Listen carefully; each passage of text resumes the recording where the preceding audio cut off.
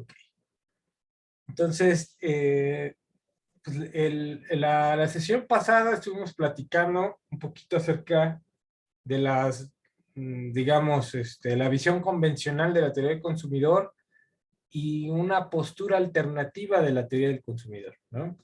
Que esa postura alternativa, pues, se compone no solamente de un enfoque teórico, sino que es una visión heterodoxa que se alimenta de varias posturas, ¿no? Institucionalistas, de la psicología, eh, posturas post-keynesianas, evolucionistas incluso. Entonces, es una visión, una estructura teórica para entender un poquito la teoría del consumidor desde otro punto de vista que no sea esta visión convencional de la maximización del beneficio, ¿no? Sino tener en cuenta al consumidor en un medio incierto y dentro de una estructura social, ¿sí? Entonces, ¿cómo consume los individuos a partir dentro de un cierto grupo de referencia, dentro de un entorno específico, ¿no? Dominado por la incertidumbre, ¿no? Y bajo supuestos distintos a los planteados por la teoría convencional. Bien, bueno, entonces, eso fue, digamos, la plática de la sesión pasada, y en este momento lo que vamos a revisar es una visión alternativa, más bien las posturas. ¿Cuál es la diferencia entre esta formulación alternativa de la teoría de la producción? Entonces, voy a empezar, ahí les voy a compartir una diapositiva donde vamos a ver, digamos, las bases de la teoría alternativa, y vamos a ir repasando a la par la teoría, convencional. Entonces, a ver, déjenme ver, aquí está. Entonces, déjenme, ustedes me dicen si ya la ven, ¿no? Les voy a compartir la presentación y me dicen en cuanto la puedan ver.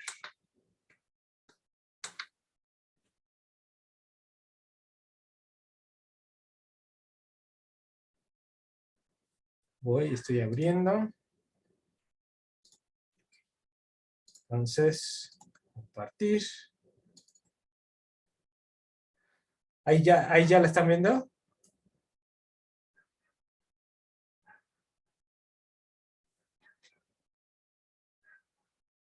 Ahí, a ver, deditos para arriba, ¿sí? ¿Todavía no? Ok. Aún no. A ver, ¿hay alguien ahí? ¿Todavía no la ven? ¿Nadie? Nada más. A ver, déjenme volver a compartir. No sé que haya hecho algo mal.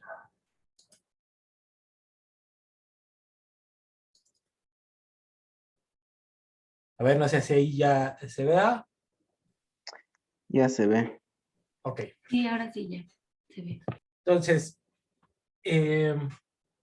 la teoría neoclásica tiene un fundamento, la teoría de la microeconomía neoclásica tiene un fundamento central, un fundamento teórico, que parte de la economía clásica, yo diría que que parte de Malthus principalmente. Malthus lo que plantea es un problema entre la tasa de crecimiento poblacional y la tasa de crecimiento de, del, del rendimiento de la tierra, ¿no? De la producción de la naturaleza, ¿no? Entonces, él lo que dice es que en general la tasa de crecimiento de la población crece mucho más rápido que la producción de la naturaleza, pues, o de la tierra. Entonces, bajo ese planteamiento, él estaría imaginándose un estadio en donde cada vez que crezca la población será imposible, llegará un momento en que sería imposible alimentar a toda esa población. Entonces él está planteando, Malthus, una visión de los rendimientos, rendimientos constantes de la Tierra versus a un crecimiento exponencial o geométrico de la población. Entonces, lo que él plantea es sencillo, ¿no? Si crece la población más alto que la producción de la tierra o de granos en aquel, de cereales en aquel momento, pues obviamente llegará a una situación en donde la sociedad no tenga forma de alimentarse, ¿sí? Y eso plantearía una situación en donde pues los rendimientos de la tierra no crecen, ¿no? Ricardo habla de manera similar en el sentido de Malthus cuando está hablando ¿cómo se llama? De los rendimientos decrecientes en la agricultura, y él considera la fertilidad de la tierra. Entonces hay fertilidad, por ejemplo, la tierra más fértil, la tierra de mediana fertilidad y la tierra de rendimiento de fertilidad baja. Entonces, él lo que dice, Ricardo, es que generalmente se utilizarán las tierras más fértiles porque ahí se planta una semilla y da muchísima producción, pero en la medida que crece la población y la demanda por cereales o bienes de consumo obrero va creciendo, pues se tienen que empezar a utilizar tierras de menor calidad. Y entonces la diferencia es que la tierra más fértil rinde más, se pone la semilla ahí uno y crece rapidísimo la planta y da mucho rendimiento. La tierra de mediana calidad va a plantar uno y va a rendir menos, y la tierra de menor calidad pues es la que rinde menos, ¿no? Entonces, en la medida que crece la demanda para alimentos de la clase obrera, trabajadora, pues se tiene que utilizar en cierta medida la tierra de menor calidad, y por lo tanto los rendimientos van a ser decrecientes, ¿no? Entonces, ciertamente llega a la misma conclusión de Ricardo, ¿sí?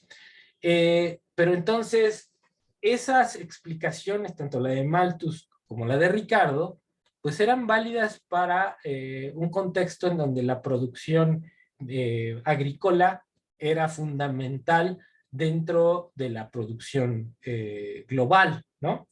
Sin embargo, ya en la época, digamos, industrial, o incluso recientemente, lo que podemos ver es que el desarrollo tecnológico científico, ¿no? Y si lo aplicamos, por ejemplo, a la agricultura, en los años 40 hasta los años 60, 70, pues teníamos un paquete tecnológico que era el de la Revolución Verde. ¿Qué era la Revolución Verde? Por ejemplo, en la agricultura, pues la tecnología, bueno, el riego, las semillas mejoradas por la hibridación y los fertilizantes. Entonces, el hecho de utilizar el riego, ¿no? Si yo tengo una tierra de baja calidad, pero le meto riego, pues la hago de mejor calidad. Si le meto semilla mejorada o híbrida, pues voy a tener mayor productividad, porque no estamos hablando aquí de la alteración genética, de lo que son los transgénicos, ¿no? Pero, por ejemplo, los agricultores tradicionales, ellos aprendieron muchas formas de cómo hacer hibridación de semillas, de combinación de especies, por ejemplo, ¿no? Y eso es un conocimiento del ir haciendo, ¿no? Del ir aprendiendo. Entonces se han mejorado ciertas semillas para dar más rendimiento o un fruto mejor, etc., etc., ¿no? Entonces esas semillas, por la hibridación, por ese conocimiento milenario, si gustan llamarlo así, o producto de esa combinación a veces natural de las semillas, pues eso producía que yo tuviera una semilla mejor, que me pudiera ser resistente a ciertas cosas, a ciertas plagas, a ciertas, ¿no? Pero si yo meto la tecnología de riego, le meto una semilla híbrida o mejorada y le meto fertilizante, pues aunque tenga una tierra yo muy, ¿cómo se llama? Poco fértil, la voy a hacer rendir más, ¿no? Entonces el hecho de meter un paquete tecnológico a cualquiera de esas tierras, lo que voy a hacer es incrementar la productividad, ¿sí? Entonces, tanto a Ricardo como a Malthus se les olvida que la tecnología puede ayudar a incrementar el rendimiento en general de la tierra y también en la industria. Para Ricardo es claro que la industria el rendimiento es creciente, pero se le olvida que es lo que corrige Marx en aquel momento, cuando se está hablando de esa renta diferencial, que por ejemplo las tierras de menor calidad, si uno les aplica cierta tecnología, las puede hacer uno rendir más, ¿no? Entonces, digamos, ese rendimiento decreciente, que en un momento era teorizado por Malthus o Ricardo, puede flexibilizarse en la medida que se aplica el cambio técnico, ¿no? Y el cambio técnico no solamente es ese paquete de tecnológico, por ejemplo, de la revolución verde, las semillas mejoradas, el riego, ¿cómo se llaman? Los fertilizantes, sino también a lo largo del tiempo evolucionan las herramientas para hacer el arado, por ejemplo, ¿no? Entonces, en algún momento, pues nosotros sabemos nosotros sabemos que la coa, el palo ese con el que nuestros antepasados sembraban la tierra, pues nada más era un palo que le picaban ahí y ponían la semilla, ¿no? Pero pues de la coa al tractor y a los tractores, a las segadoras, a todo ese tipo de maquinaria que ahora se utiliza para la siembra, pues ese desarrollo científico en esas máquinas, herramientas para la propia siembra, y estoy hablando aquí de del sector agrícola, ¿no? No me voy todavía a la industria, pero con estos ejemplos quiero que les quede claro a ustedes que la tecnología, ya sean máquinas, ya sean herramientas, ya sea ese paquete tecnológico de la Revolución Verde, que incluía ese tipo de cosas como la tecnología, el riego, las semillas mejoradas o los fertilizantes, pues ya en sí mismo podrían desencadenar mayores rendimientos para cualquier tipo de tierra, ¿no? En la agricultura, ¿sí? Entonces, la teoría neoclásica nos presenta las curvas de costos, que nos presenta la curva, la función de producción que nos presenta, está atada a suponer que existen los rendimientos decrecientes, ¿no? Entonces, eso es lo que hay que cuestionar. Vamos a ver aquí, no sé si tengan ahí alguna pregunta, algún comentario antes de seguirle. ¿Todo bien? O ya están viendo la telenovela, ya digan la verdad y digan qué telenovela para verla. De mi parte quedó claro, gracias. Ok, entonces no están viendo telenovela, bueno, era para que chismearan Todo cuál bien, es la doctor. buena. Todo bien Ok. entendido. Ok, bien, entonces vamos a seguirle aquí, ¿no? A ver, ahí está. Ya cambié, ¿no? Entonces vamos a nada más tantito un contexto de lo que dice Smith. Déjenme prender la luz porque aquí ya me estoy apagando.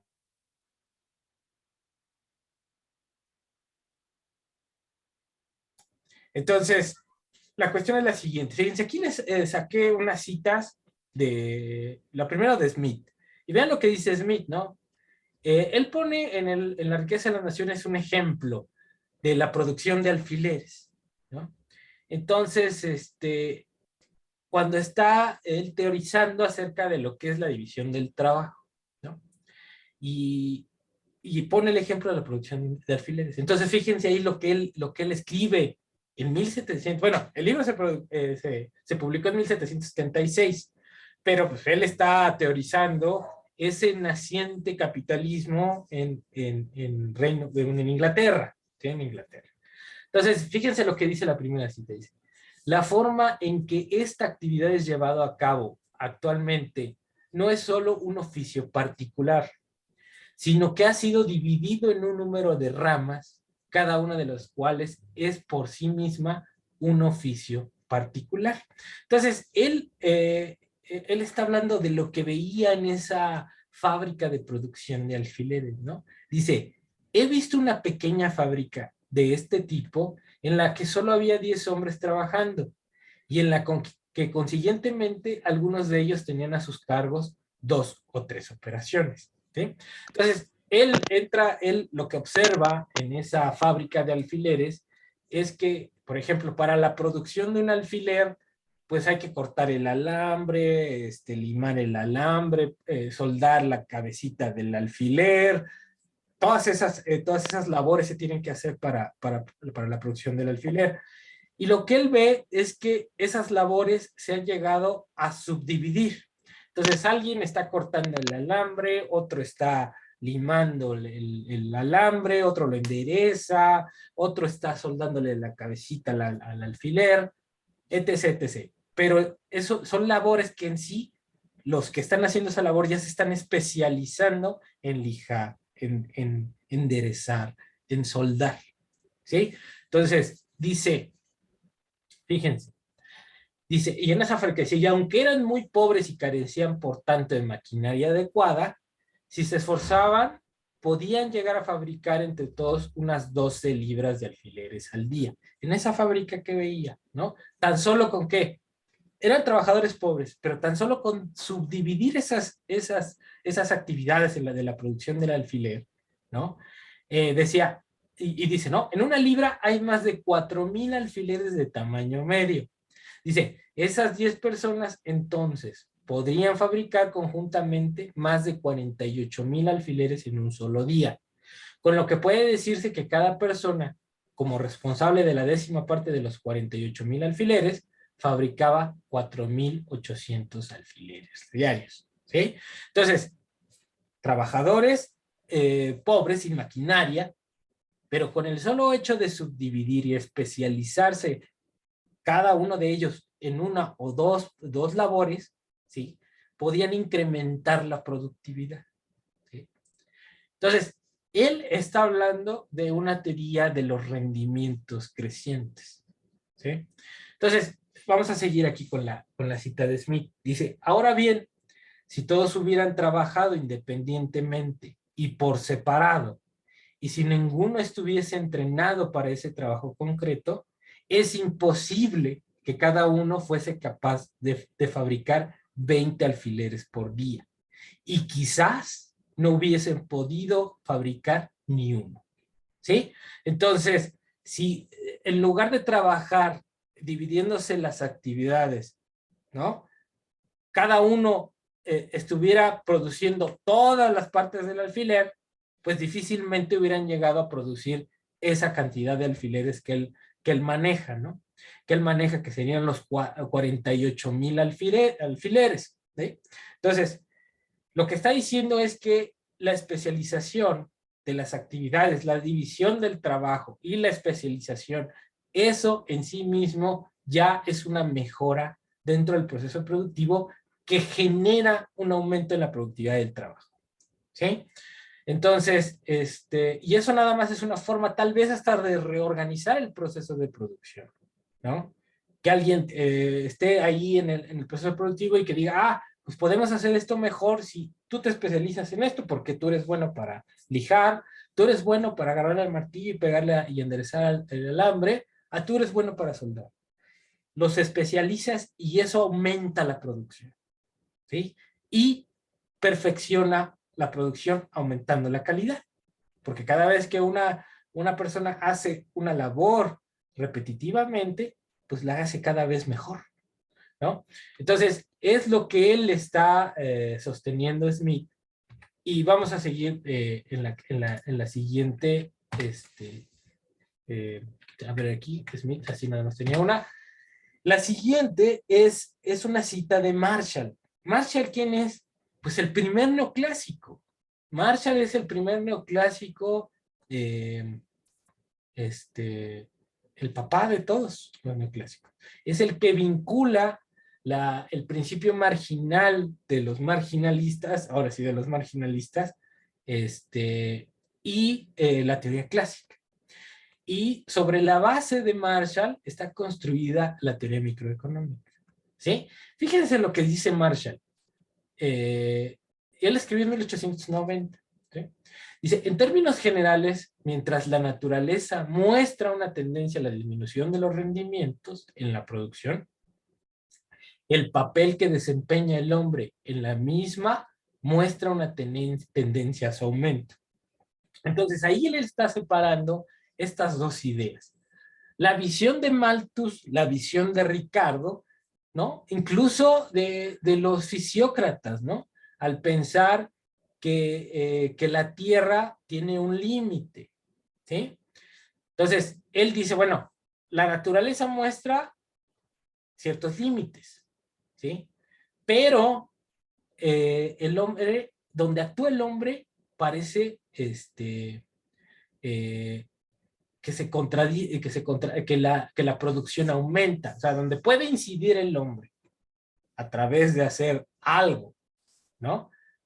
Parece que la tendencia es diferente. Entonces, mientras la naturaleza tiene una tendencia a los rendimientos decrecientes, en donde el hombre puede hacer algún cambio, esa tendencia se revierte, ¿no? Entonces, fíjense, dice, la ley de los rendimientos crecientes puede redactarse de la siguiente forma.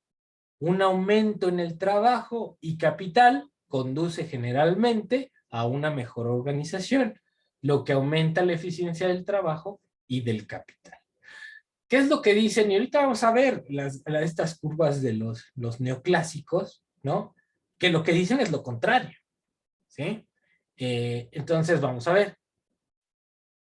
Dice, por lo tanto, en aquellas industrias que no se dedican a la producción de materias primas, un aumento de la mano de obra y del capital generalmente produce un rendimiento mayor que proporciona. Entonces, ahorita vamos a seguir, pero lo que me dice la función Cobb-Douglas, con la que se construye la función de producción, ¿sí? Es que si yo aumento más capital y más trabajo, la producción crece, pero menor que proporciona.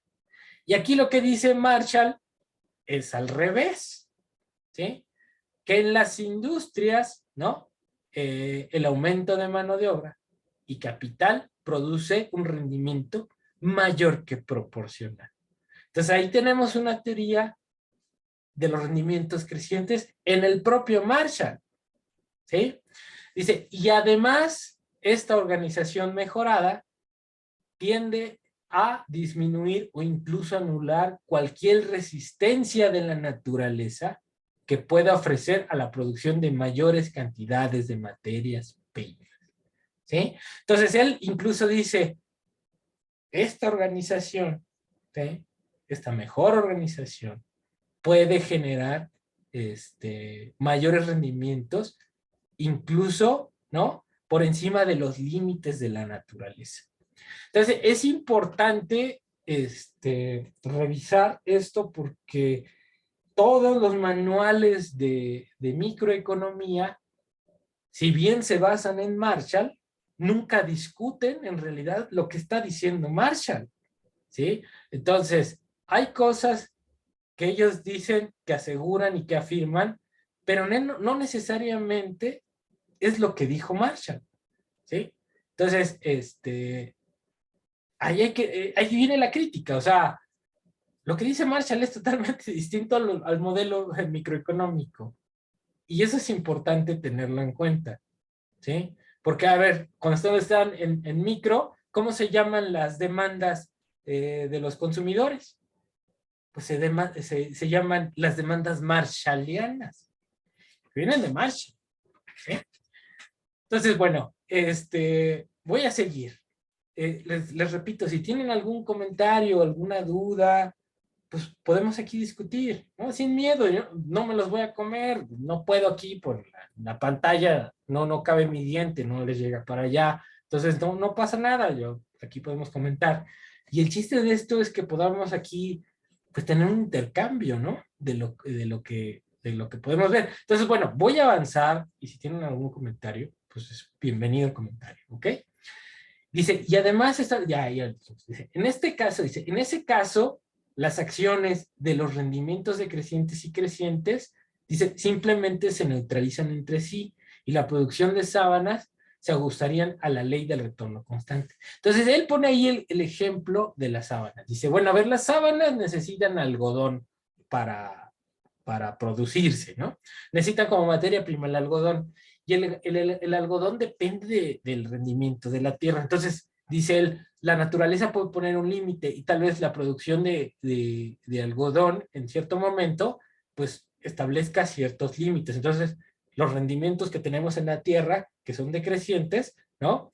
Los podemos, yo con ese algodón, lo agarro, lo meto a la industria para producir las sábanas, pero en la industria tengo tecnología, tengo especialización, tengo maquinaria, tengo equipo que hace que los factores de la producción, que el aporte de los factores de producción genere un mayor crecimiento de la producción. Entonces tengo rendimientos decrecientes y rendimientos crecientes en la industria.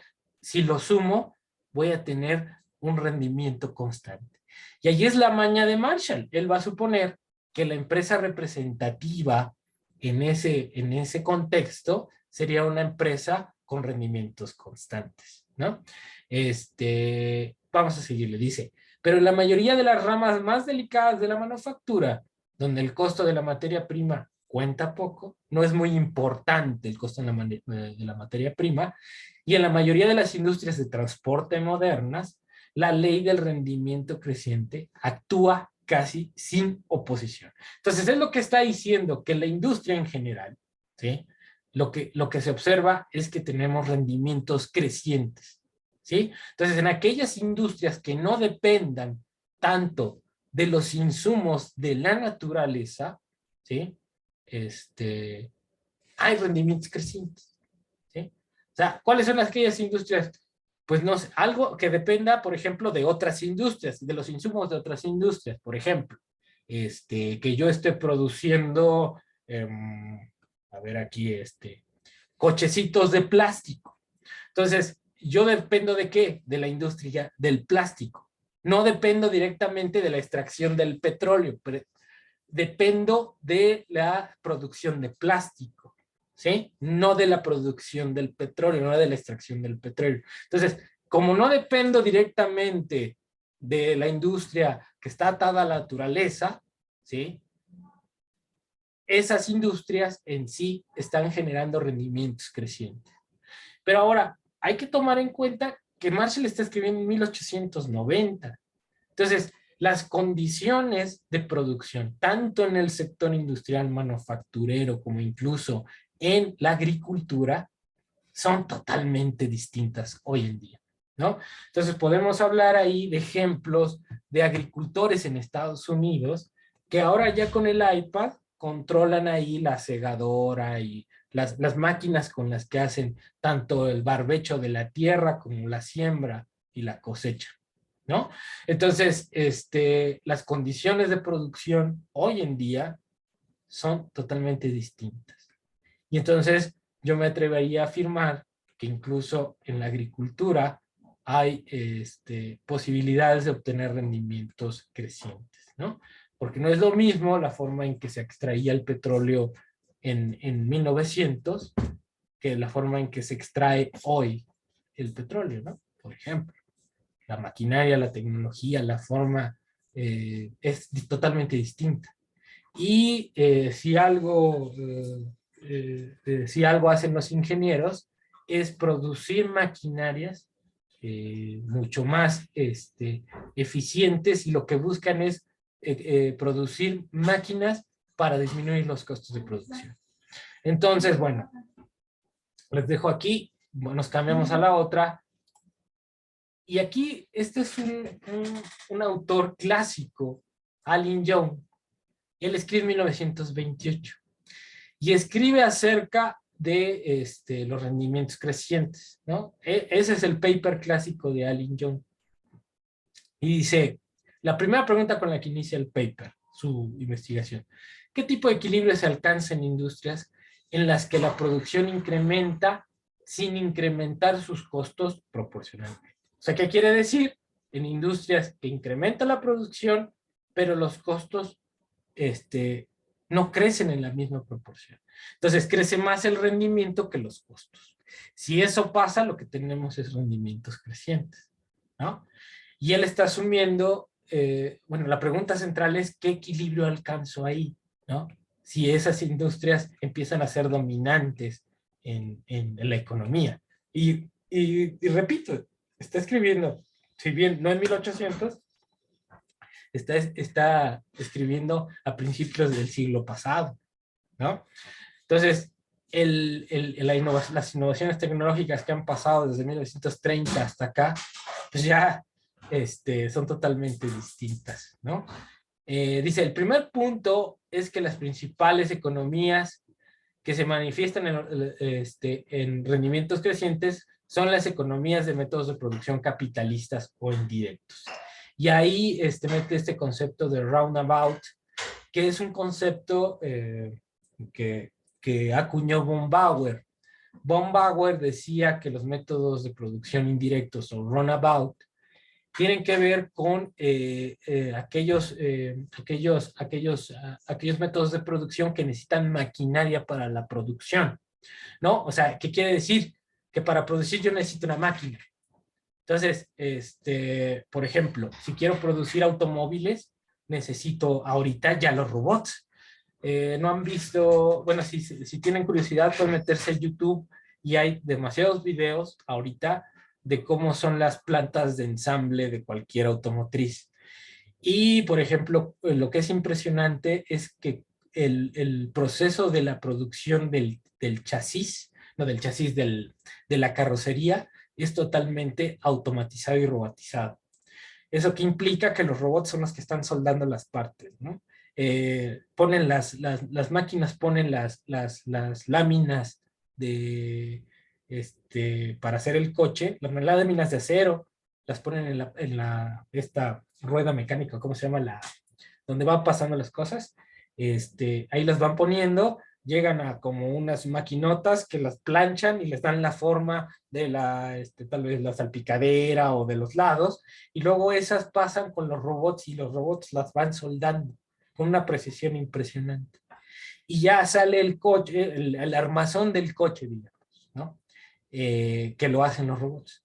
Y luego eso va pasando en la línea de producción, se monta sobre el chasis, que ya el chasis ya trae el motor, se va ensamblando, luego va pasando otro proceso en donde se le van poniendo las partes de adentro, finalmente llegan a una parte donde se pintan, que también los robots los pintan, y luego ya van saliendo, ¿no?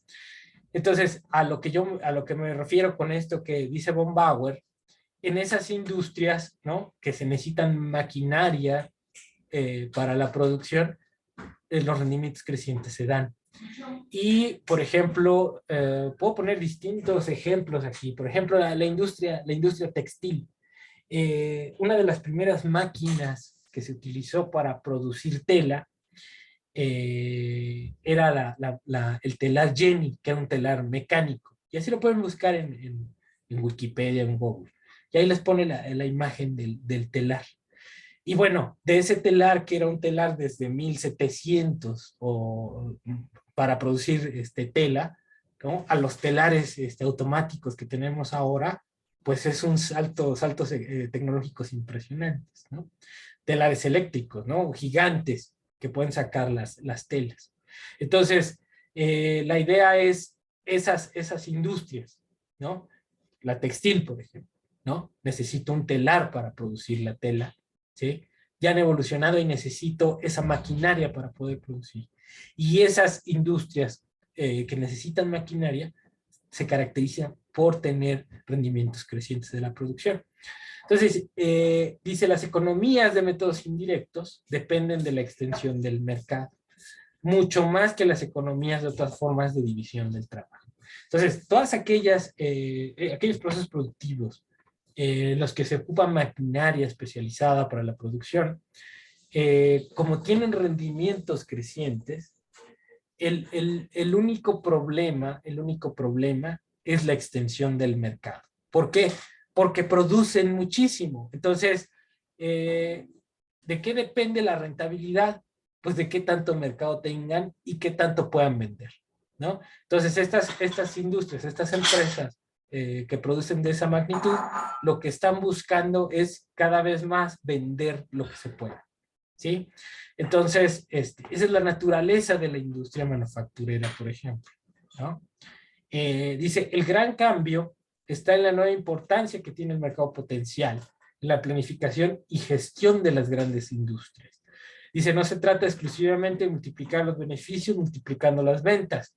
Dice, en parte se trata de aumentar las ganancias reduciendo los costos. Entonces, ¿qué me permite a mí la maquinaria en una empresa o en una industria? Que yo voy a tener, puedo producir en potencia gran cantidad de productos, ¿sí? Entonces, ¿qué es lo que tengo que hacer? Si yo ya invertí, tengo que amortizar esa inversión. Y esa inversión la voy a amortizar en la medida que yo venda cada vez más.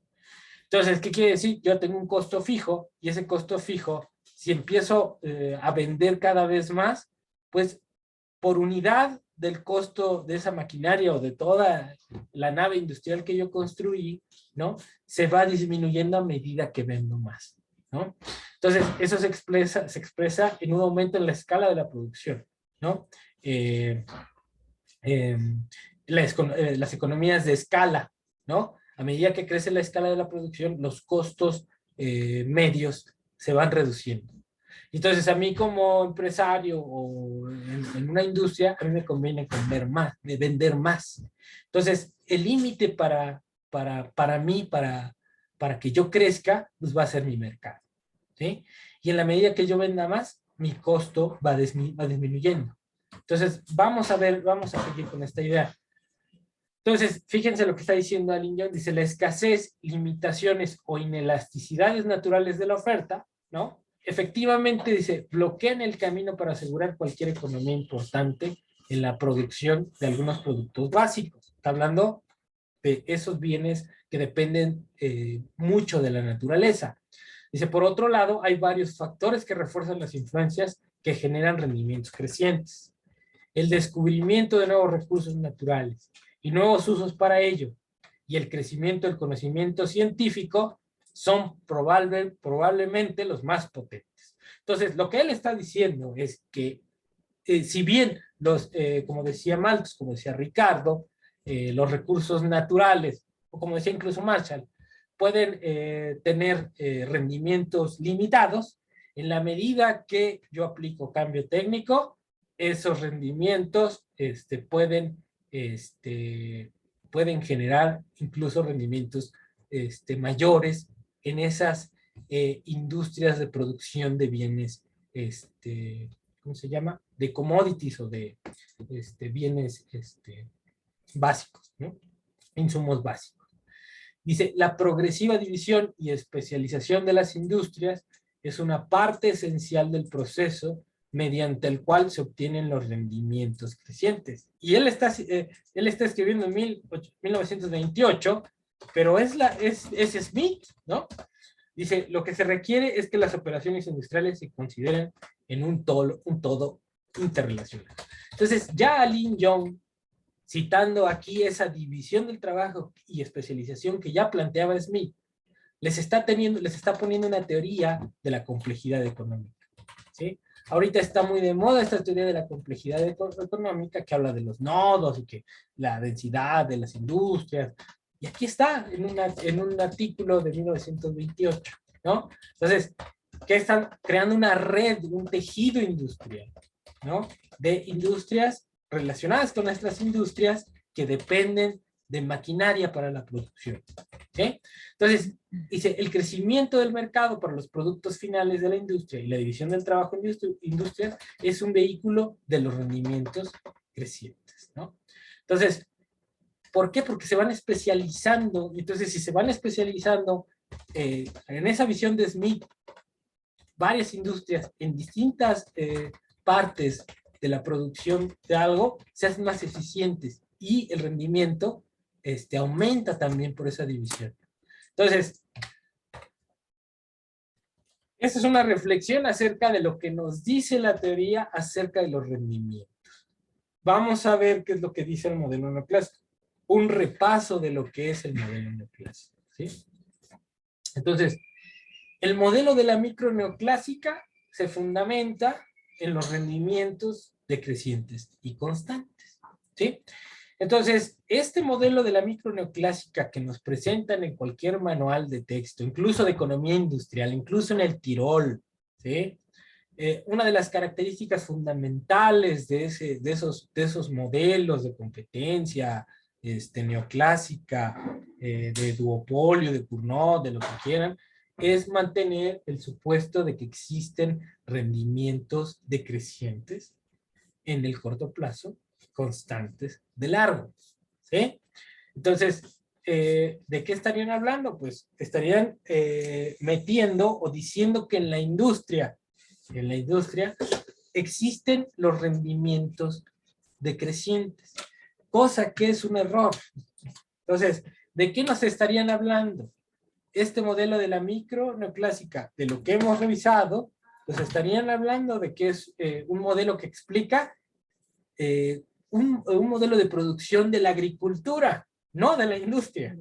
Entonces, esos manuales de micro, esos manuales de organización industrial, no están viendo modelos de producción de la industria, están viendo modelos de producción que tienen supuestos que pertenecen a la agricultura, no a la industria.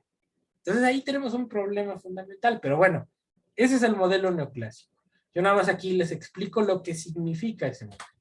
Entonces, ¿dónde está el pecado? Pues en la función de producción. Entonces, ¿cuál es la función de producción que ellos nos presentan?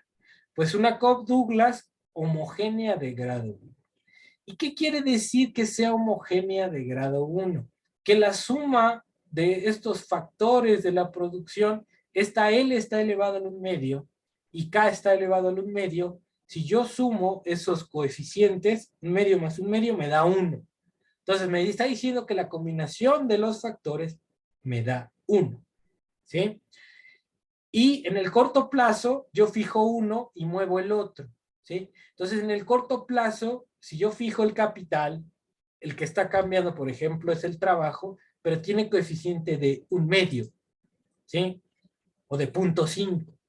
Entonces, eso quiere decir que si yo aumento una cantidad de trabajo, el rendimiento es 1 a la 0.5. Entonces, es menor que 1.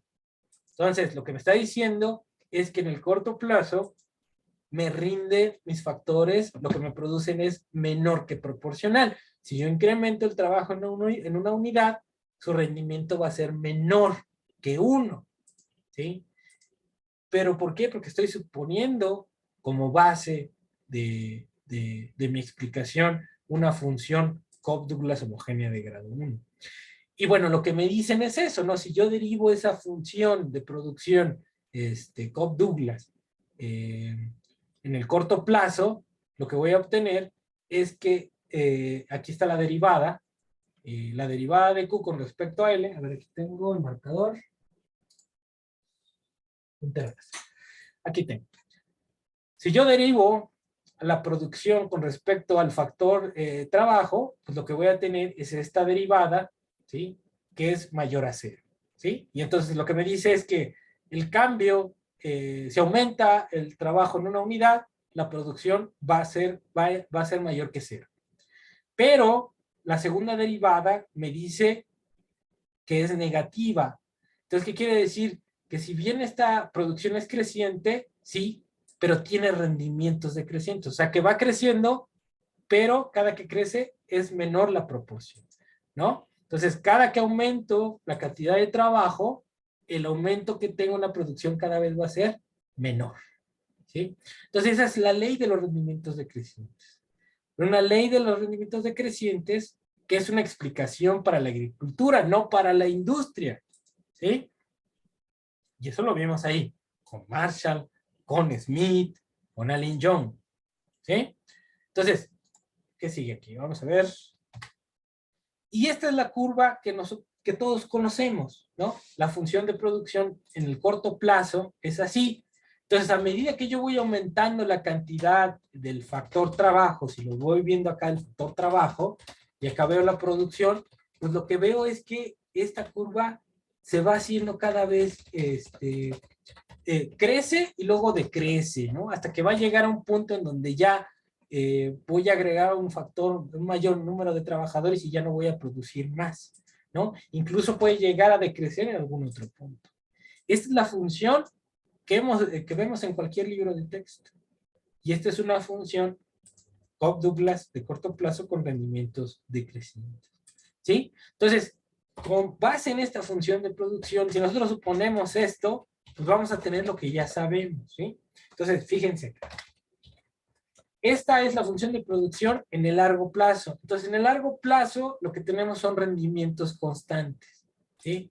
Entonces, si yo aumento la cantidad de los factores proporcionalmente, voy a tener de manera lineal ese mismo rendimiento. Entonces, ahorita vamos a ver qué eso que implica, ¿no?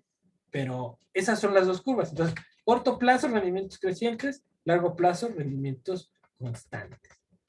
Y bueno, ¿cuál es el problema que tenemos en microeconomía?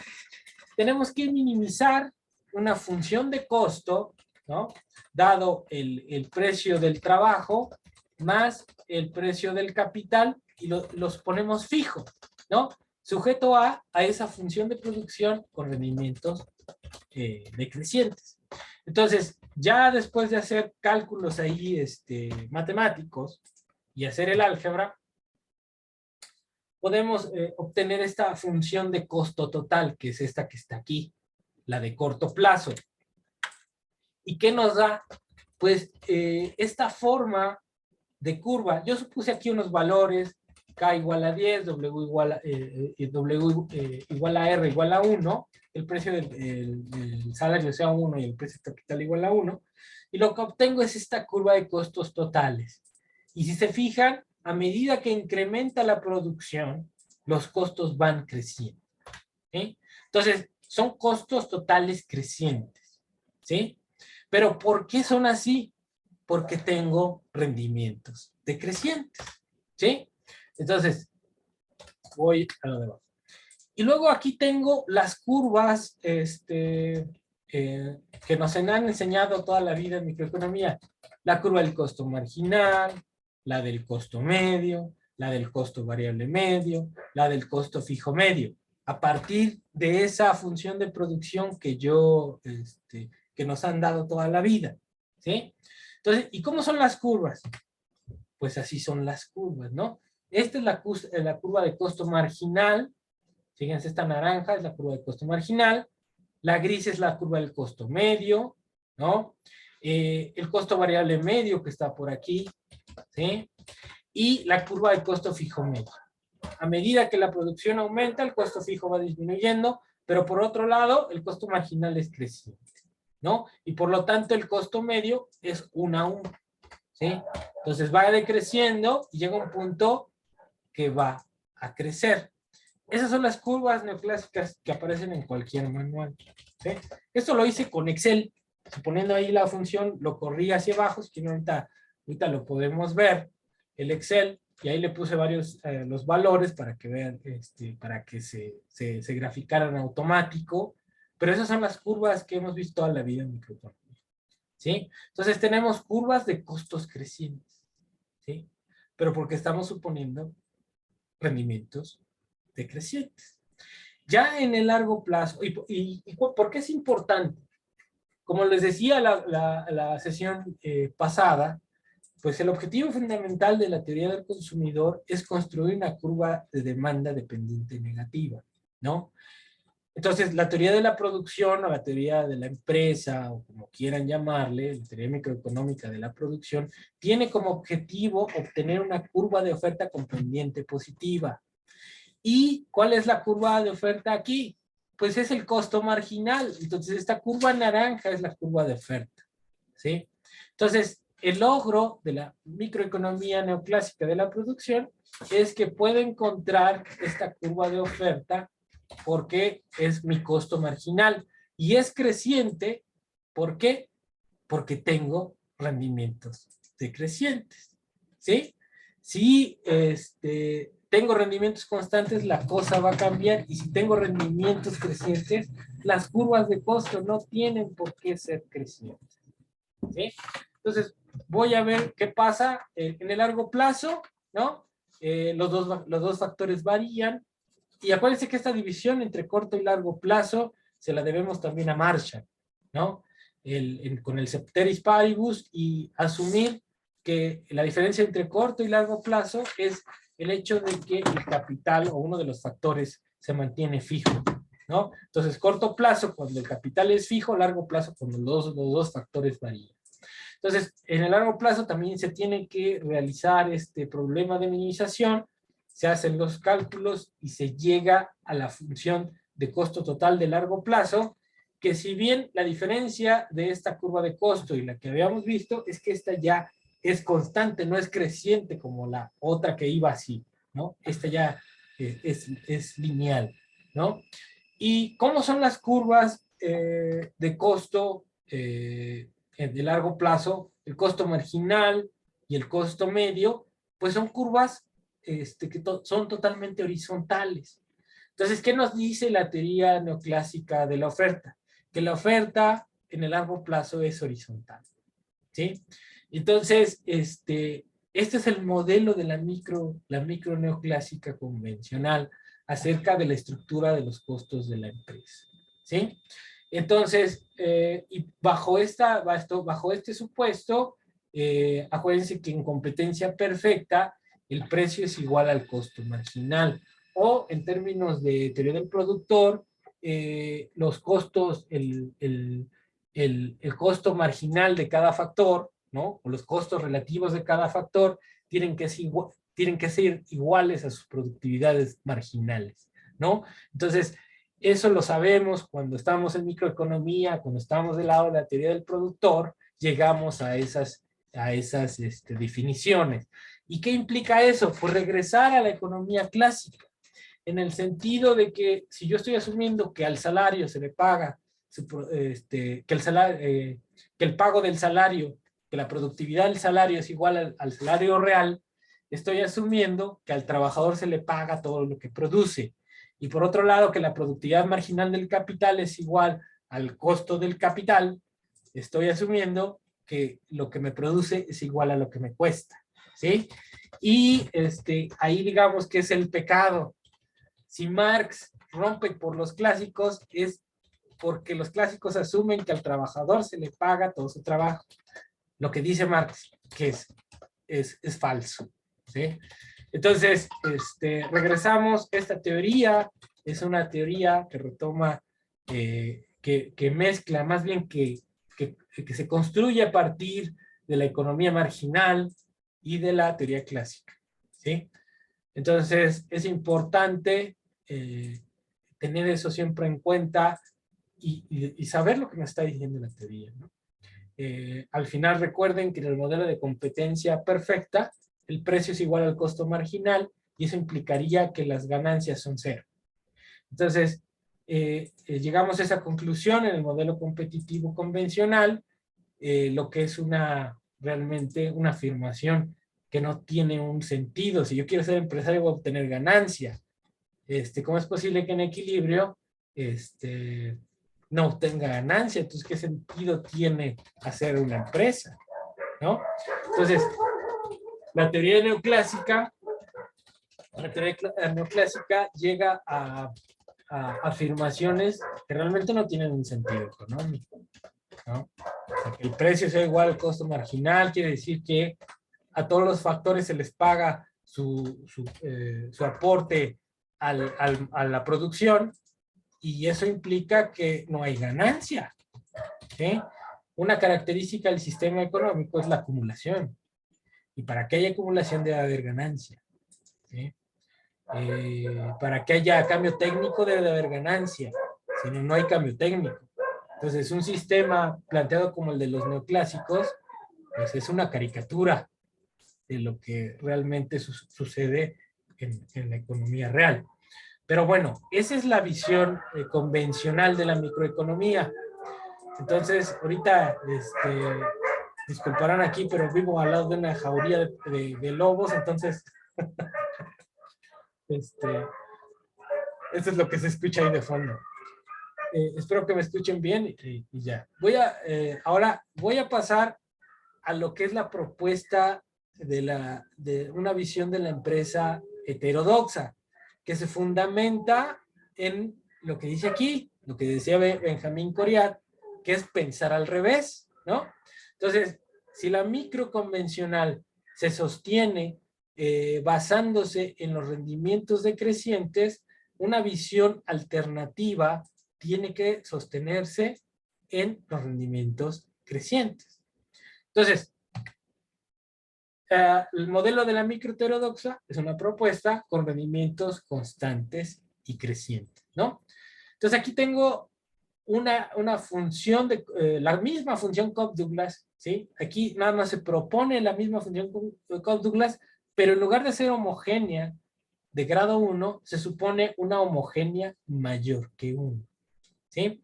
Entonces, eso implica que el aporte que tienen los factores, si yo aumento uno de cada uno, me va a producir más que proporcional, ¿sí? La combinación de los factores me produce más que proporcional, ¿sí?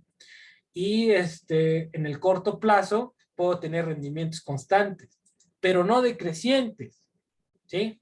Entonces, si pasa eso, yo tengo una función de producción de corto plazo lineal, constante, ¿sí?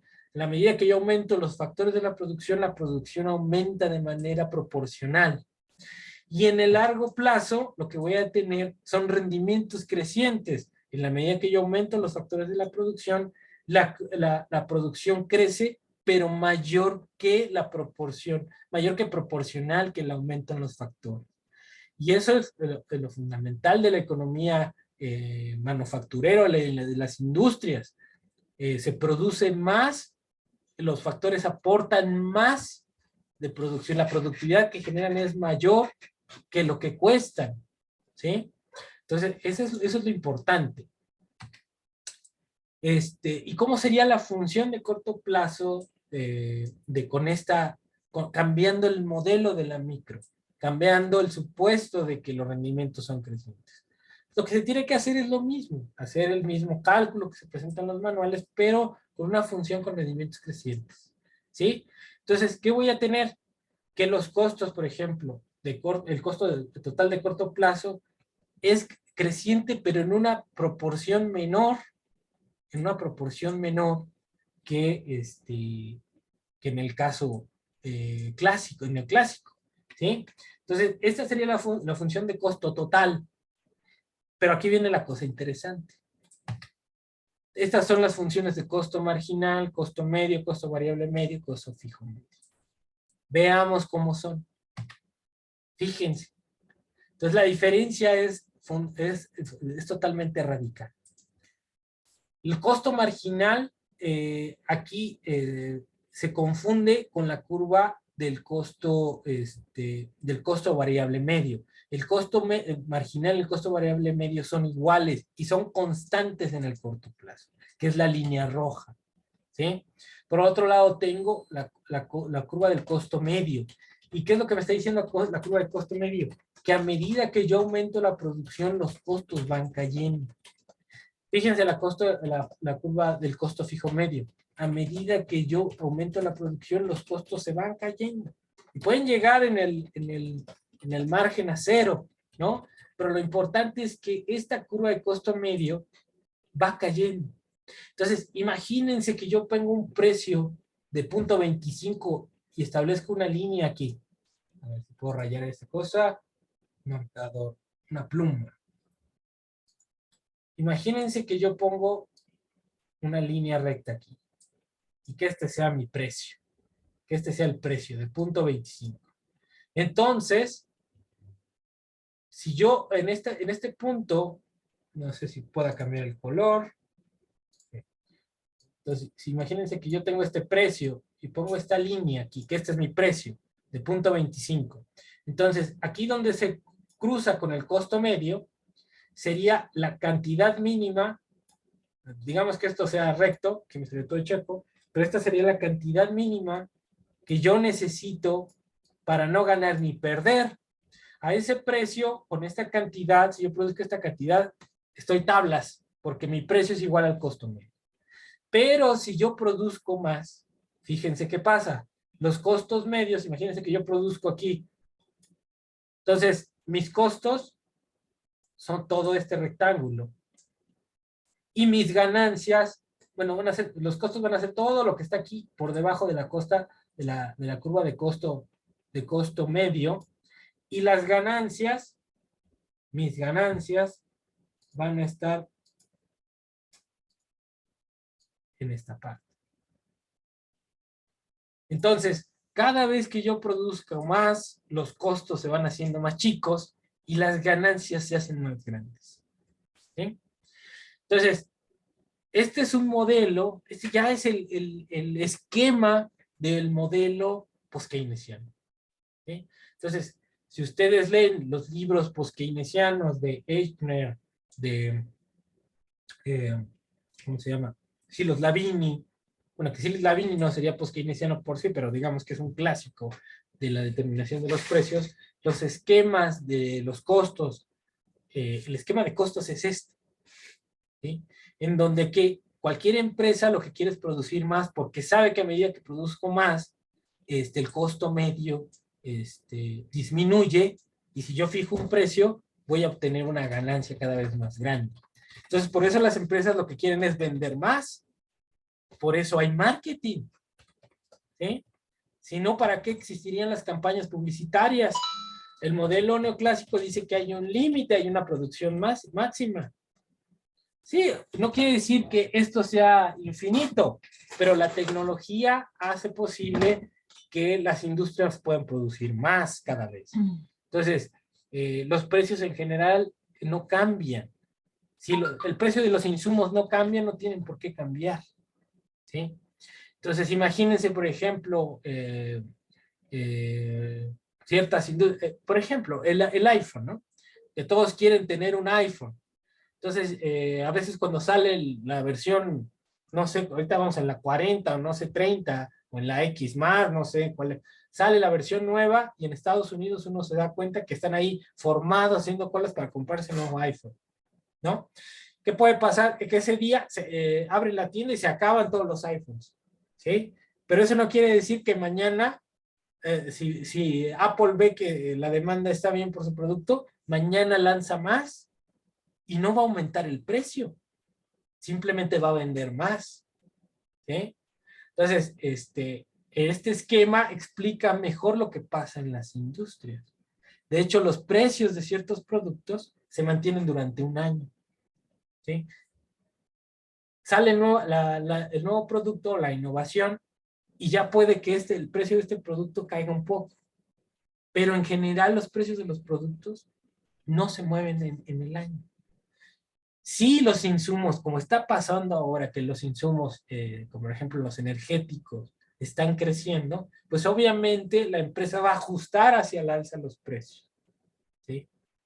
Pero eso pasa porque todos están sufriendo el mismo fenómeno. A todas se les está incrementando el precio del energético, ¿no? Si eso no pasara, pues difícilmente los precios cambian, ¿sí? Y el precio del iPhone de enero va a ser el mismo que el precio del iPhone en febrero o en febrero, en marzo, antes de que salga la nueva versión del iPhone, ¿sí? Bueno, entonces este es el esquema post-keynesiano que sale de suponer rendimientos crecientes. Y fíjense aquí el costo marginal. Ya bajo el modelo post-keynesiano, el costo marginal no es un indicador relevante para la fijación del precio. ¿Por qué? Porque fíjense, si pasara el caso neoclásico, pues yo tendría que fijar mi precio en 0.01, por ejemplo, acá abajo, y entonces, ¿qué es lo que tendría? Pues que aquí, en pequeñas cantidades de producción, siempre voy a salir perdiendo. ¿Por qué? Porque los costos medios, que son la línea negra, están siempre por encima del costo marginal. Entonces, en términos reales, lo que importa al productor no es el costo marginal, es el costo medio. ¿Sí? Y dado un precio que él fija, ¿sí? Lo que intenta es vender cada vez más para poder ganar más. ¿Sí? Voy a cambiar de diapositiva, ya casi vamos a acabar. Yo creo que ya están durmiendo, ya están viendo la telenovela. Bueno, eso en el corto plazo. En el largo plazo, ¿qué pasa? Se hace lo mismo con las funciones de Cobb-Douglas, se maximiza. Y fíjense, se obtiene esta función de costos de largo plazo. Cuando ya varían los dos factores, suponiendo los rendimientos crecientes, pues ahora tengo una función de costos decreciente. Y fíjense cómo se van las curvas de costo, igual para abajo. ¿Sí? Entonces, la diferencia entre el enfoque convencional, el enfoque neoclásico, es suponer esos rendimientos decrecientes porque a través de suponer eso, obtienen una curva de costo creciente y gracias a eso pueden tener una curva de oferta con pendiente positiva. Si suponen otra cosa, no se puede generar una curva de oferta con pendiente positiva. ¿Por qué? Porque los costos decrecen, los costos caen. ¿Sí? Entonces, la conclusión yo la dejaría ahí. Hay que cuestionar siempre cualquier manual de premio Nobel que tenga curvas de costos marginales crecientes y la afirmación del que el precio es igual al costo marginal, porque en la realidad eso no opera. ¿Sí? Las industrias, los ingenieros, fíjense, había un Galbraith escribe en el Estado Industrial, dice, las críticas de los neoclásicos no deberían de ser contra los keynesianos, sino contra los ingenieros. ¿Por qué? Porque los ingenieros son responsables de hacer las máquinas que disminuyen los costos de la producción. ¿Sí? Entonces dice, bueno, aquí, ¿cuál es otra conclusión? Pues regresar a leer a realmente los autores en la versión original, regresar a leer a Marshall y desde un punto de vista más heterodoxo, leer a Silos Lavini, a Steindl y a Eichner, que ofrecen una visión alternativa de la visión microeconómica de la empresa, ¿sí? Y en donde la unidad de análisis no es la pequeña empresa, es la empresa grande, la gran empresa que opera, que es la que mueve y la que acumula y la que importa dentro del sistema capitalista de producción, ¿no? Nosotros sabemos, no porque no sean importantes las pequeñas y medianas empresas, pero no son las que están generando la dinámica en el sistema productivo. Y en el caso de México, pues una microempresa puede ser un carrito de tamales, ¿sí? Entonces, que pueden ir es para subsistencia, pero en el sistema capitalista las empresas que generan la dinámica son las grandes empresas que pueden ser las que innovan, las que tienen la posibilidad de innovar, las que están dentro de las cadenas de valor y las que pueden generar cambios importantes dentro del sistema económico. ¿Sí? Entonces, pues eso es todo, chavos. No sé si tengan algún comentario. Realmente, pues es una exposición fast track. Si tuviéramos un poco más de tiempo, podríamos reforzar. Mañana, si tienen alguna cosa, podemos ahí repasar algo. Pero mañana el doctor Bruno me dijo que discutiéramos el artículo que les envié, no sé si ya lo revisaron, pero es acerca de equilibrio general, ¿no? Entonces, ¿cómo lo ven? Disculpe, ¿cuál fue el artículo que envió? Es que no sé si a mí me llegó, o sea, si tiene el nombre para que lo busque en mi correo. Ahorita se los puedo compartir aquí en el chat si gustan. Bueno, déjenme ver, aquí está el Bruno, y mañana lo discutimos, pero no sé cómo vieron ahora esta sesión. No es sencillo, ahí tiene su detalle, ¿no? Pero podemos discutir si tienen alguna duda. Espero que se haya entendido un poquito lo que, lo que se dice acá, ¿no?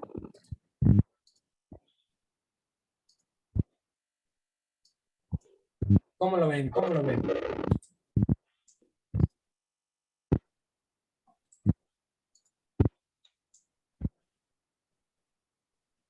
Muy interesante clase, doctor. Habla Gregorio Ballenas. Adelante, adelante. Me queda muy claro, sobre todo,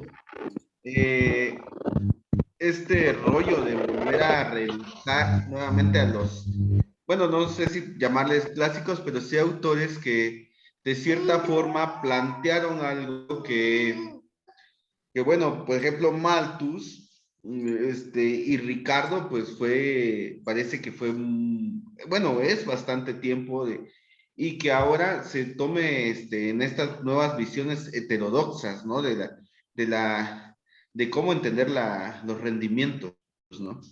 Sobre todo, es muy buen aporte, a mí me gustó bastante esta clase. Y pues bueno, como tal, la, este, la duda es, ¿hay funciones diferentes a la Cobb Douglas para ver los procesos de producción? Bueno, ahí, a ver, respondiendo, Gregorio, gracias. Qué bueno que sí, digamos, quedó claro todo este rollito. Digo, porque sí hay que releer a autores que sean seminales, ¿no? Yo siempre ese es el consejo que yo les doy, como la sesión pasada. No nos crean, o sea, ni me crean a mí, ni crean a Bruno, ni a nadie le crean. Hay que leer y hay que hacerse una noción propia de lo que es la economía, pero leyendo a la gente seminal importante que ha escrito en cualquier tema de economía, ¿no? Y hacernos un criterio. Eso es lo fundamental. Lo segundo es, con respecto a tu pregunta, aquí utilizo la Cobb Douglas y le supongo yo otra función de rendimientos crecientes para utilizar la misma herramienta neoclásica para modelar otra forma de los costos. Pero se puede pensar en otras funciones de costos distintas a utilizar una función Cobb-Douglas, ¿sí? Nada más que es más fácil para el alumno, ¿no? Reconocer una herramienta que ya ha utilizado, nada más cambiarle cierta cosa.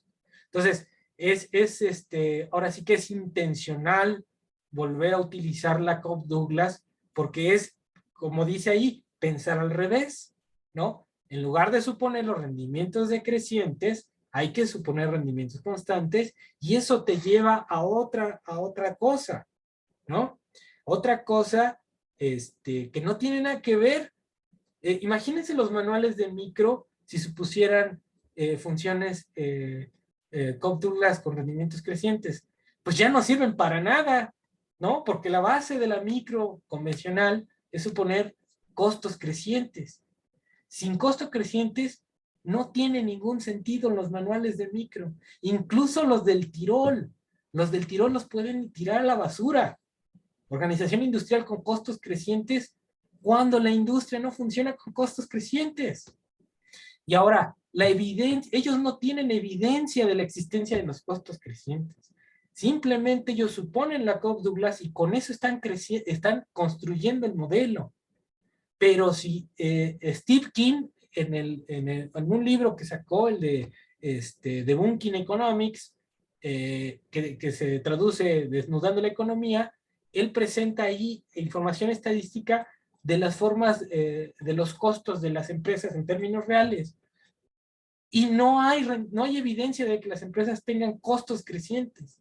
Entonces, ¿cómo es posible que nos vendan la idea de que los costos son crecientes?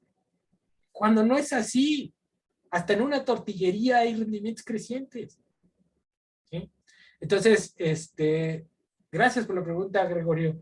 Aquí estoy para los comentarios. Aquí es para construir algo diferente, ¿no? Entonces, lo que gusten. Adelante, adelante. El micrófono, el micrófono. Así es. Ay, bueno, Adelante, quien sí, sea. Adelante, Nora. A ver. bueno, hola, profesor. Sí, soy Nora. Bueno, es un comentario acerca de lo que dijo al principio de las industrias. Y me hizo recordar a una vez que estaba viendo en la tele de la industria alimentaria, cómo hacen los chicharrones en Estados Unidos. Y pues es con pues ya ve que aquí en México pues venden las bolsitas de chicharrones, de las rueditas y los fríen con aceite y todo eso. Y pues allá es con aire y lo pasan por una máquina que lo salpica apenas con un poquito de aceite para que toda la sal y todo eso se le pegue y pues tenga sabor. Y pues, bueno, eso me recordó un poco el ejemplo que usted nos dio, porque como allá, pues para que tengan, pues la producción es mayor, pues ya son cantidades, pues más grandes. Y aquí, pues en México apenas, pues en paquetes pequeños para, pues aparte es un sustento para familias, porque muchas personas, señoras, se dedican a vender esos chicharrones, pero pues si uno lo ve por una parte, pues ocupa mucho aceite, igual y no es tan sano, pero allá encontraron una forma de hacerlo sano, según, pero pues siguen siendo harinas. Y pues encontraron la forma también de producirlo así en grandes cantidades y pues aquí todavía lo seguimos haciendo en pequeño, pero pues sí tiene un beneficio porque pues aporta algo a las pequeñas familias que se dedican a vender ese producto. Y otra cosa era, ya se me olvidó. Bueno, pero si quieres lo comento y ahorita que me acuerdo ya le digo. No, está bien, gracias, Nora. A ver, ahora sí, adelante, Harold. Perdón, pero es que, ya ves, primero las mujeres siempre. Sí, claro. Buenas noches. Sí, digamos, quizás darle un peso relativo al comentario en la parte de la historia, ¿no? Si vemos que, digamos, estos autores seminales que mencionan, ¿no? El caso de Adam Smith, que tiene, digamos, un contexto como el caso de la independencia de Estados Unidos o las revoluciones burguesas, ¿no? Sí, en Europa, ¿no? El caso de Marshall, ¿no? Que es en la segunda mitad del siglo XIX. Si vemos que en esos tiempos, años antes, sucedió, digamos, la guerra civil estadounidense, ¿no? Que es una confrontación entre el norte industrial y el sur agrícola, ¿no? En la cual esta última defendía el esclavismo, ¿no? O el caso de que seguramente se va a ver mañana, ¿no? El caso de Pareto, ¿no? Que es un activo antidemócrata, ¿no? Y un partido del fascismo, ¿no? Y que es uno de estos elementos de los neoclásicos importantes de aquellos años, ¿no? Digamos que esta evolución de historias que estamos viendo, digamos, o estos autores seminales, son parte de contextos históricos determinados, ¿no? Y que van desarrollando lo que digamos, esta armación de los neoclásicos, ¿no? Y que en la clase se ve que, pues, o sea, tienen muchas inconsistencias, ¿no? Bueno, sí, no, concuerdo. Y en el caso, o sea, ahí nada más, para 1776, sí, la revolución, la independencia de las 13 colonias, pero lo más importante es que se está teorizando el capitalismo inglés, y el capitalismo inglés en esta parte, en donde ya se logra liberar a la fuerza de trabajo. Si recordamos historia, por ejemplo, las leyes de pobres, ¿no? Que ya empiezan a hacer que la fuerza de trabajo aparezca como mercancía, ¿no? Eso es importante porque ya no hay sustento para el trabajador, ya le quitan la tierra, le quitan el conocimiento, lo único que le queda es ser obrero, ¿no? Entonces, lo que tú dices, la guerra en Estados Unidos es bien importante porque se dan cuenta que la rentabilidad está en la industria. Entonces, hay que liberar a los esclavos porque saben que el esclavo liberado puede ser mejor explotado. Ya no hay que darle de comer, él se tiene que ganar el sustento. ¿Cómo? Como sea, ¿no? Entonces, un potencial consumidor, quizás. Exactamente, ¿no? Y eso es bien importante porque muestra cómo se libera, bueno, genera que los trabajadores no tengan más que su fuerza de trabajo para poder vivir, ¿no? Entonces, y cómo el capitalismo se va expandiendo en Inglaterra, Estados Unidos, y eso también va aparejado de los cambios tecnológicos, la máquina de vapor, y después la industria del ferrocarril en esta segunda parte del siglo XIX, ¿no? Que después de la primera parte, después de terminar las guerras de Napoleón, 1810, por ahí del 15, hay una fase de estabilidad en donde se expande Inglaterra hasta 1873 con la crisis del ferrocarril. Y después de ahí hay un proceso en donde también va aparejado con el surgimiento de la industria eléctrica. O sea, es energía de vapor, la industria eléctrica, que van rentabilizando el capital, ¿no? Entonces, cada innovación va generando mayor capacidad de producción. Entonces, esa es la importante, o sea, porque a nosotros nos venden la idea de que los rendimientos son decrecientes, ¿no? Pero no es cierto, o sea, las industrias cada vez pueden producir más. Ahorita la inflación que vivimos es una cuestión de falta de inversión en el sector energético, ¿sí? Ahorita el problema es que todos quisieron hacer la transición acelerada en Europa y dejaron de invertir en cuestiones relacionadas con la energía, y también porque no lo tienen, ¿no? Y ahorita estamos viendo el conflicto que está pasando en Europa, que dependen del gas de Rusia, y que ahorita está negociando con Noruega para que les venda el gas, pero Noruega no tiene la capacidad para abastecer a toda Europa, ¿no? Entonces, ahí estamos viendo ese problema, los recursos naturales, ¿no? Que, si bien son escasos, ahí está Estados Unidos con el fracking, cómo ha hecho para producir muchísimo gas, ¿no? Muchísimo petróleo, y abarató el precio del petróleo en ciertos momentos. Ahorita estamos viviendo esta crisis energética, que tiene que ver con esta cuestión de los recursos naturales, pero una falta de inversión. También es una falta de inversión. Y que ahorita con el rompimiento de las cadenas, con el COVID, se han quedado sin fuerza de trabajo para producir, ¿no? Entonces, estamos en la crisis clásica, ¿no? Por el lado de la oferta, que se juntó con una recesión que venía después de 2008 por el lado de la demanda, ¿no? Pero, o sea, la característica central en estos modelos microeconómicos es decir, que los costos son crecientes. En términos normales, no, los costos decrecen. Y ahorita estamos viendo, por ejemplo, que los precios suben, pero porque los precios de las materias primas están subiendo, ¿no? Por una falta de inversión. Entonces, es bien interesante esta parte, es bien interesante reflexionar la historia. A mí me encanta la historia económica, ¿no? Porque si uno no conoce qué pasó antes, menos vas a ver, ¿no? Y estos modelitos, pues son de caricatura realmente. Si uno entiende la historia, entiendes mejor la dinámica económica, ¿no? Ahí yo te doy toda la razón, Harold, ¿no? Y te digo, en este caso importante es el papel tecnológico. Schumpeter lo tenía bien claro, ¿no? El cambio tecnológico rompe cualquier tendencia al equilibrio, genera incertidumbre, ¿no? Y los modelos neoclásicos siempre de equilibrio, el equilibrio, el equilibrio. El equilibrio no existe, ¿no? Entonces, podemos reflexionar eso. No sé si alguien más, no sé, Harold, si tengas algún otro comentario. No, solamente gracias.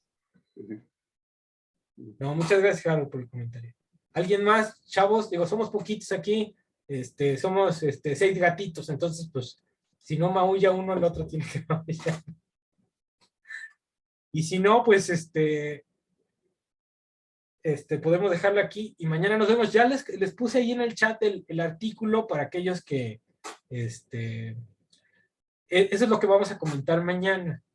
Y la base, bueno, es discutir el equilibrio general, ¿no? O sea, el equilibrio general se construye ya base de la curva de demanda que se obtiene de la teoría del consumidor, la curva de oferta que se obtiene de la teoría del productor, pero que tiene la característica de que una tiene pendiente positiva y pendiente negativa, ¿no? Con esta crítica, pues no existe esa curva de pendiente positiva, ¿no? Entonces, y hay muchas críticas que dicen que la curva de demanda no existe. Entonces, hay que leer muchísimo, pero lo que sí yo recomiendo es tener siempre una mente crítica acerca de lo que dice el modelo convencional, que yo, como les dije, es una construcción ideal, pero no está explicando la realidad, no está explicando la realidad. Entonces, la realidad se construye, como bien dice Harold, teniendo en cuenta la historia, ¿no? Y qué es lo que ha pasado, y la evidencia estadística, ¿qué me dice? Entonces, ¿cómo ven? ¿Sí le agarraron la onda? Nora, ¿ya te acordaste de lo que querías decir? ¿O pues ya estás contenta? Hola, sí. No, ya me acordé. Es que cuando estaba hablando usted de los teléfonos, de los iPhone, pues ellos, porque, digo, tienen muchas personas que quieren un iPhone, ¿no?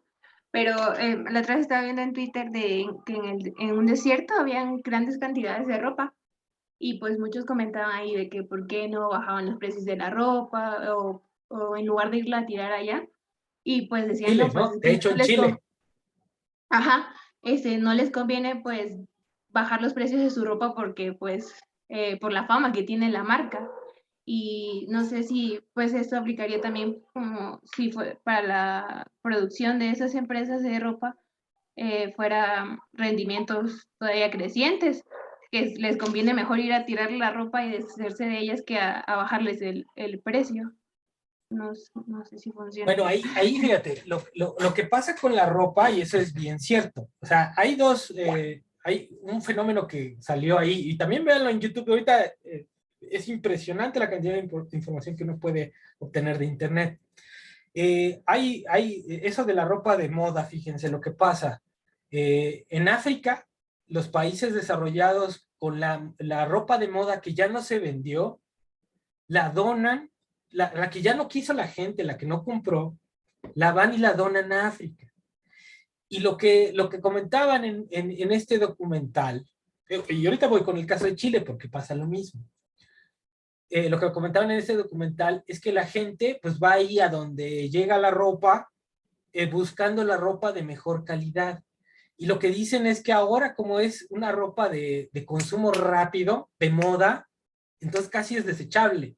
Entonces la mayoría de la ropa que donan a África ya nadie la quiere porque son de muy baja calidad. Los pantalones ya, ¿por qué? Porque es pasajera, es una moda pasajera. Lo que hace Zara, por ejemplo, o los grandes productores de ropa, ¿sí? El fast fashion, exactamente. Entonces, la ropa que se va al mar, se tira, la ropa se tira. En África ahí está el mar contaminado de la ropa de los países ricos. ¿Por qué? Porque es un consumo excesivo, es la cultura del superconsumo, ¿no? ¿Sí? La sociedad del consumo. Entonces, es exagerado. Ya no es satisfacer necesidades, ¿no? Es crear imaginaciones, ¿no? Satisfacer esas imaginaciones a través de qué? De crear prototipos del modelo, de la modelo, de lo que sea. Me quiero ver como esa, me tengo que comprar la ropa de esa, nada más por eso, ¿no? Pero eso llega a los países pobres, en Chile igual, y se queda ahí, ¿sí? Entonces, pero fíjense es eso, o sea, claro que es rentable, ¿no? Y un coche, si no se vende, no te lo regalan, ¿eh? O sea, si ahorita sale un cierto número de coches y no se venden, vayan a donde quieran, a Audi, a donde quieran, y vayan a decir, como no vendiste, aplícame la ley de la demanda, baja el precio del coche. Así les van a hacer. No bajan los precios, no, o la oferta y la demanda, eso es una ficción económica, pero eso no existe. Eso no existe. Solamente en el mercado de limones, y eso a veces, si ustedes van al mercado y van a buscar limones, ¿cuántos precios de limones pueden encontrar? No encuentran el precio único. No hay precio único. Y eso si me voy al mercado, si me voy a un centro comercial, Los precios son distintos. Entonces, ¿dónde está el precio único? Los estantes están llenos. ¿Cuándo se vacían los mercados? ¿Cuándo? Nunca. Las empresas tienen inventarios. ¿Precisamente por qué? Porque no saben si lo que venden en un momento se los van a comprar. Y tienen el inventario. Y tienen el inventario de insumos. Pero eso que nos vende el modelo neoclásico es una fantasía. ¿Sí? Entonces, eso es lo que hay que estar pensando. Y que vivimos en una sociedad del desperdicio. ¿Sí? Que no importa la contaminación. ¿Sí? No importa, lo que importa es la ganancia. Y desgraciadamente estamos en este sistema. ¿Sí?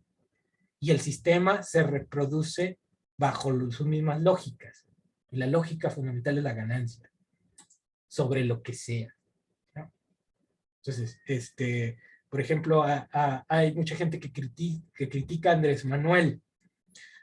Yo les pregunto, ¿qué tipo de izquierda podemos tener dentro del capitalismo? ¿Sí? La izquierda revolucionaria se ahogó. Ni siquiera en Rusia existió el socialismo. Después de que murió Lenin, ya no hubo esa idea marxista. Fue un capitalismo de Estado, igual que en China. Es un capitalismo de Estado. Entonces, ¿qué tipo de izquierda podemos tener en el capitalismo? ¿Sí? Entonces, cuando mucha gente critica, es que Andrés Manuel es de izquierda, es que no cabe una izquierda radical porque llega a Estados Unidos y nos invade. Entonces hay que poder hacer cosas dentro del propio capitalismo para poder redistribuir un poquito mejor esas ganancias del capital. ¿Sí? Pero no esperen que vengan a hacer la revolución. Ningún gobierno dentro del capitalismo va a hacer una revolución socialista. Nadie la va a hacer. Entonces, lo que podemos esperar en cualquier cambio de gobierno es una política. ¿Qué es lo más de izquierda? La socialdemocracia. No podemos llegar más allá de la socialdemocracia. Entonces, eso siempre hay que tenerlo, porque tampoco hay condiciones para hacer una revolución. No sé, ahí yo me aviento unos choros aquí que a lo mejor no tienen nada que ver con el tema, pero que a mí me parece importante, ¿no? Entonces, no sé si tengan algún comentario. A ver, dice aquí Nora. A ver, Nora, a ver qué dice ahí. A los microplásticos, ¿no? Entonces, pues ahí estamos, chavos. Les digo, mañana, ahí está, ya pudieron bajar el artículo de los que no lo tenían. Ahí échenle una leída, mañana lo comentamos. Espero pues, que tengan alguna duda, ¿no? Acerca de lo que hemos visto, ¿eh? Disculpe, yo tenía una duda. Lo que pasa, bueno, más bien es en relación a las clases, porque apenas el profe Bruno me mandó como el link para que yo entre, entonces no sé si es a la misma hora o sí, pues si Sí, es mañana, jueves. Ajá. no, ahorita, mañana va a ser a la misma hora, a las 6 de la tarde. Miren, yo ahorita les puedo compartir la clase pasada por aquellos que quieran tenerla. Ya está grabada ahí en YouTube. Entonces se las comparto de una vez.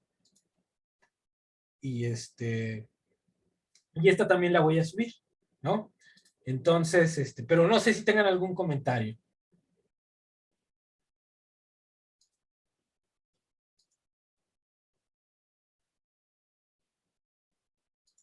Miren, aquí está el link de la clase pasada, para los que quieran revisarlo. Ahí está ya. Y esta también la voy a subir. Y si no tienen algún otro comentario, pues lo dejaremos aquí. Ya son 7:50. Lo que digan, lo que gusten decir. Si no, mañana nos vemos.